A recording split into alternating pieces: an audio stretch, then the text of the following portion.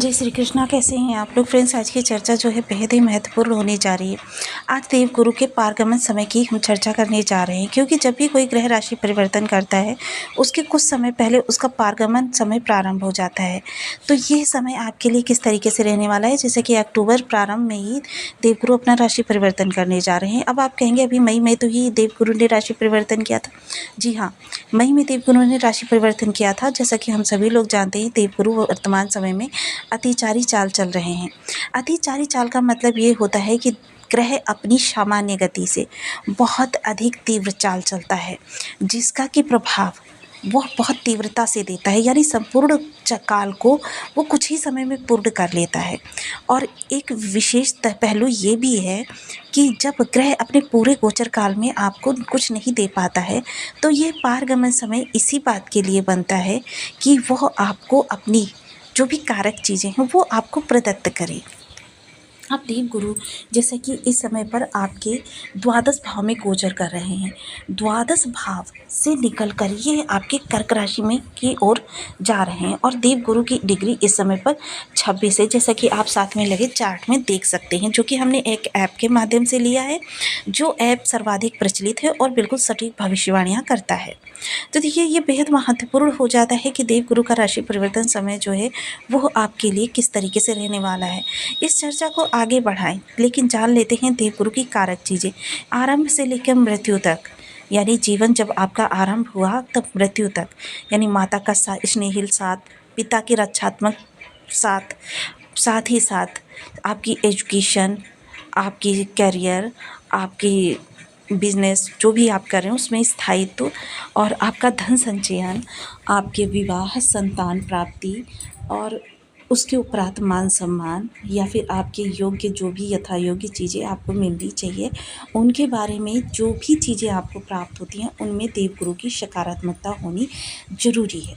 जब देवगुरु की सकारात्मकता होती है तो चीज़ें हमें बहुत स्मूथली मिलने लगती हैं, हमें बहुत कठिन परिश्रम नहीं करना पड़ता, ज़्यादा प्रयास नहीं करना पड़ता।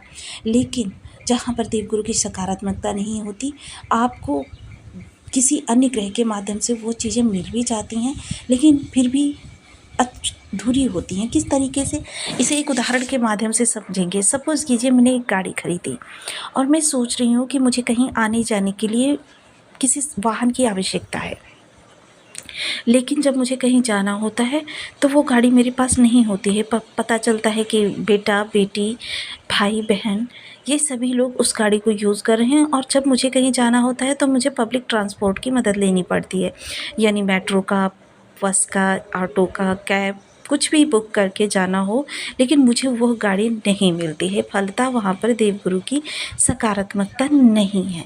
तो ये सारी चीज़ें जो हो जाती हैं वो हमारे लिए जाननी बहुत ज़रूरी होती हैं।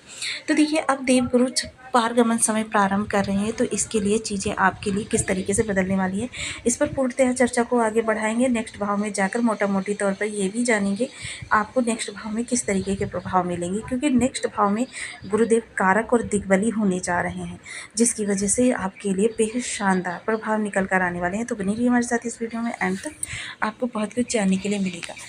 वीडियो बहुत ज्ञानवर्धक होने वाला है। यदि आपके लग्न में 4 नंबर बना हुआ है तो ये राशिफल आपके लिए। यदि कुंडली में कहीं भी चंद्रमा के साथ 4 नंबर बना हुआ है तो ये राशिफल आपके लिए। कुंडली ना होने की स्थिति में आप इसे नाम राशि से भी देख सकते हैं। यदि अभी तक आपने अपने इस चैनल को सब्सक्राइब नहीं किया है तो प्लीज़ सब्सक्राइब कर लीजिए, वीडियो को लाइक कर दीजिए, चैनल को शेयर कर दीजिए।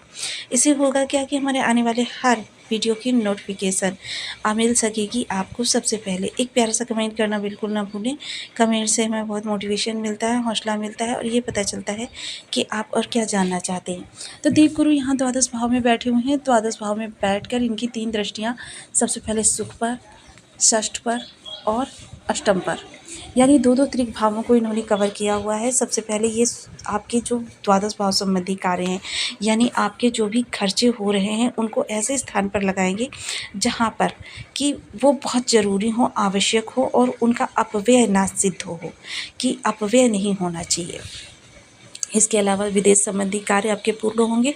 कोर्ट कचहरी में कोई केस है तो वो एक स्टेप आगे बढ़ सकता है और इस दौरान आपकी रातों की नींद बहुत अच्छी होती हुई दिखाई देगी। वहीं चर्चा करें अगर सुखों के लिए तो सुखों में भी इस समय पर बहुत ज़्यादा अप्रत्याशित रूप से वृद्धि होती हुई दिखाई देगी। बेहद आनंदपूर्ण आपका जीवन रहने वाला है। सुख सुविधाओं की विशेष वृद्धि होगी और सुख सुविधाओं की वृद्धि के साथ साथ घर में इस समय आपको मान सम्मान भी बना रहेगा। आपके मान सम्मान में बढ़ोतरी होने वाली है। बेहद जिम्मेदार व्यक्तित्व के स्वामी आप होने वाले हैं। साथ ही साथ षष्ठ भाव शत्रु आपको मित्र बनाने के लिए प्रयास करते हुए दिखाई देंगे। इस समय शत्रुता लगभग आपकी समाप्त सी हो जाएगी। ऐसा ही कोई व्यक्ति आपसे शत्रुता रखेगा जिसके वास्तव में योग जो है आपसे भी प्रचंड हो। ऋण अगर ले रखा है तो इस समय चुकाने के लिए प्रयास कर सकते हैं आप। ऋण समाप्ति की ओर अग्रसर हो सकता है। वहीं अगर चर्चा इस समय पर करें हम आपके कंपटीटर की, तो कंपटीटर इस समय पर आपसे परास्त होने वाले हैं। कंपटीटर किसी भी तरीके से आपका कोई भी अहित नहीं कर पाएंगे, आपको किसी प्रकार की हानि नहीं पहुंचा पाएंगे। चर्चा करें अगर हम यहाँ पर अष्टम भाव की, तो सबसे पहले तो देखिए अचानक धन का भाव है, लेकिन नीति के द्वारा, विवेक के द्वारा, धर्म के द्वारा इस दौरान नीति विवेक धर्म के द्वारा आपके जीवन में अचानक धन लाभ के योग बनेंगे। जीवन साथी का भी इस समय अगर वो कार्यरत हैं तो लाभ प्राप्ति हो सकती है। ससुराल पक्ष से संबंध अच्छे होंगे। ननिहाल पक्ष से भी संबंध सुधरेंगे। साथ ही साथ इस समय पर आपको सिद्धि प्राप्ति की ओर प्रयास रहते हैं। गुप्त चीज़ों में इच्छुक हैं, ये आपकी बहुत अच्छी होती हुई दिखाई देंगी। वहीं गुप्त चीज़ों में अगर अकल्ट विज्ञान या ज्योतिष तंत्र मंत्र वगैरह से आप संबंध बनाना चाहते हैं या किसी भी प्रकार से आप इन चीज़ों को सीखना चाहते हैं या सीख चुके हैं तो कैरियर बनाना चाहते हैं, बहुत उत्तम समय है आपके लिए।